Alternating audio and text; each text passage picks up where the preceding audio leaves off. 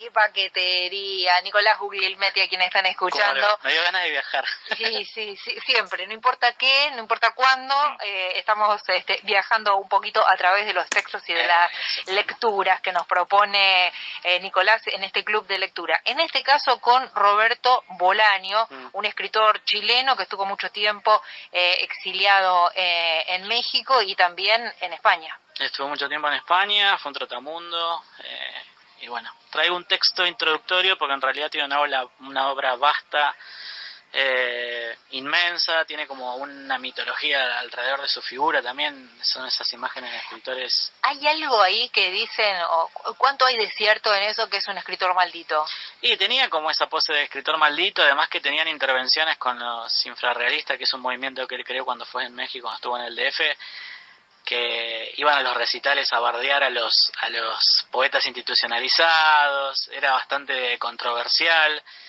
Cuando volvió a Chile, bueno, él tiene una vuelta a Chile al principio.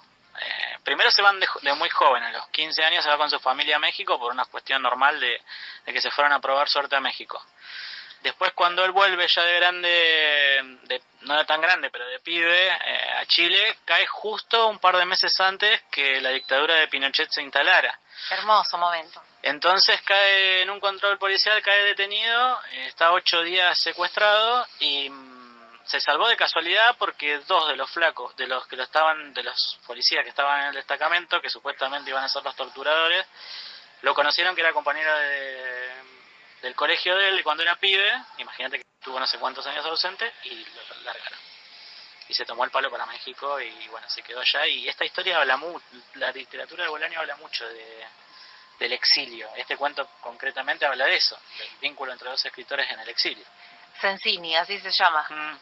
Así se llama el cuento de Roberto Bolaño, que como vos decís, habla del exilio, habla de pasarla mal económicamente, de pasar frío, pero también habla de la paternidad, de los hijos, de las hijas, de que a veces para los hijos, los padres no, para uno u otro hijo no son lo mismo. No son lo mismo, obviamente. Incluso Bolaño mismo decía que tenía una relación bastante dual con su familia. De hecho, cuando él vuelve a España después de esta experiencia, vuelve un poco con el caballo cansado y le da asilo a su madre, que estaba viviendo en Barcelona. Me parece muy interesante el relato desde ese lado, primero porque es una manera de introducirnos a la obra de Bolaño, que tiene, como hablábamos hoy, recién un cachito fuera de aire, que tiene novelas que son un bodoque, 2666 tiene 1000 y pico páginas.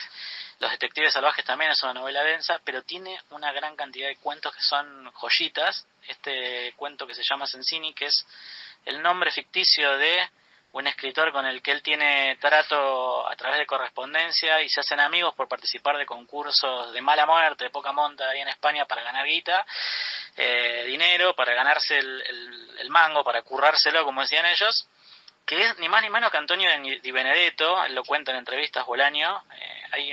Hay un documental muy bueno del año 2016, donde Rodrigo Fresán, que es un escritor que está en España, pero que es argentino, y un montón de escritores más fueron reconstruyendo la obra de Bolaño, fueron a Chile a hablar con sus compañeros, con los amigos de Bolaño cuando estuvo allá, van a México a juntarse con algunos de estos que quedaron vivos del infrarrealismo, del movimiento que bardero que él tenía en México, y lo recomiendo mucho porque uno puede reconstruir la huella de Bolaño como se ve en pequeña escala en este cuento que nos propone dos escritores en el exilio sobreviviendo como pueden, con una diferencia de edad, con una diferencia de nacionalidad, pero sufriendo los embates un poco, si se quiere, de las dictaduras, de las consecuencias de la dictadura.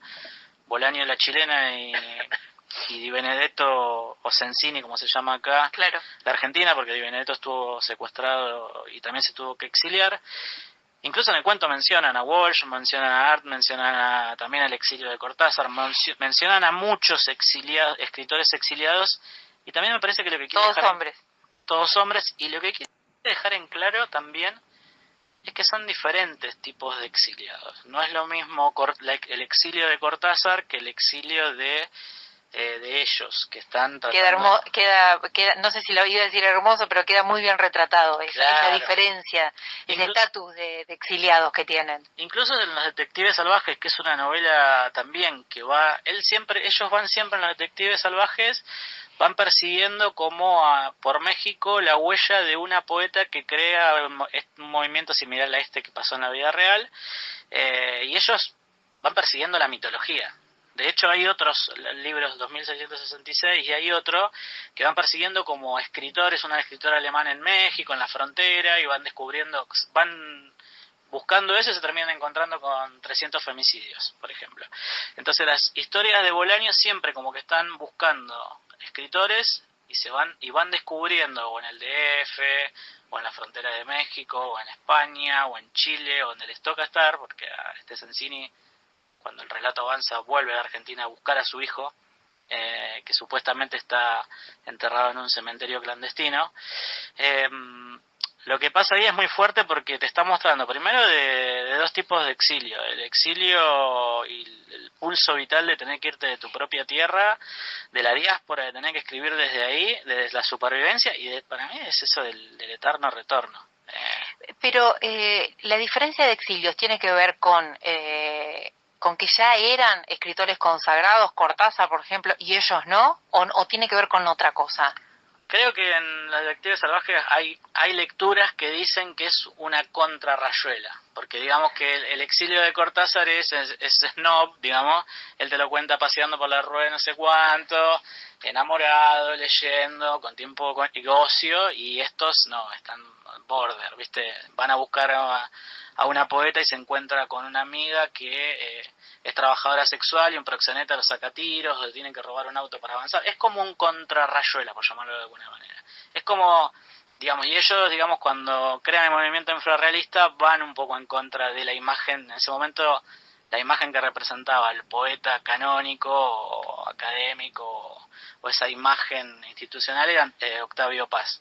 Y ellos eran todo lo contrario, eran más de poesía en la calle, hacer fanzines, vivir al borde, no saber lo que iba a pasar mañana. Una literatura desde el presente, si se quiere.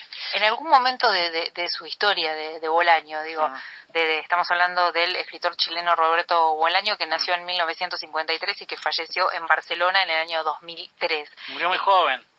¿Cuándo consigue vivir? Iba a decir cuándo consigue fama, pero la fama es relativa. ¿Cuándo consigue vivir más o menos bien? Y en realidad no termina de vivir bien porque la fama le llega tarde, empezó a publicar y gana el Herralde al poco tiempo que sacan llamadas telefónicas.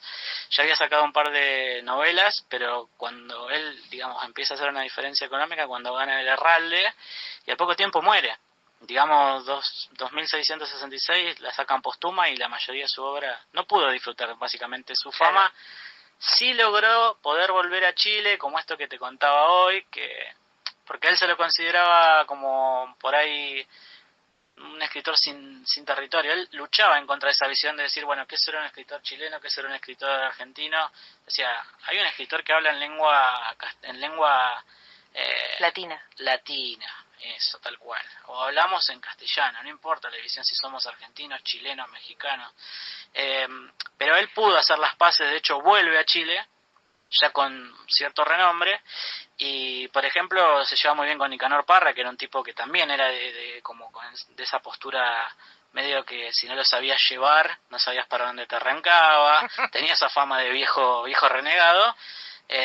Y Bolaño tenía también esa fama, pero hay gente que en este documental que te cuento, de hecho me pareció muy raro porque cuando tiempo después inauguran en Girona una calle que se llama Roberto Bolaño, hay un montón de sus amigos, de gente que vive ahí, también aparece Patti Smith, o sea, como que es un escritor que fue reconocido por diferentes personalidades. Patti Smith, la cantante, ella canta, imagínate que había capaz que 50 personas y estaba Patti Smith cantando ahí.